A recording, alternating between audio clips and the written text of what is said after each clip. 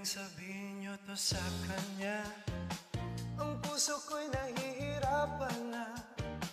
Ano pa ba ang pwede kong gawin na uubra upang maakit siya? Palagi kaya ako ng tato, magpatubo ng balbas sa nguso, magpalaki ng muscle sa braso, magpadagdag ng puwet kay Belo. Buksan mo, papasukin ako, bulaklak para sa'yo. Ano bang gusto mong gawin ko para mahalin mo?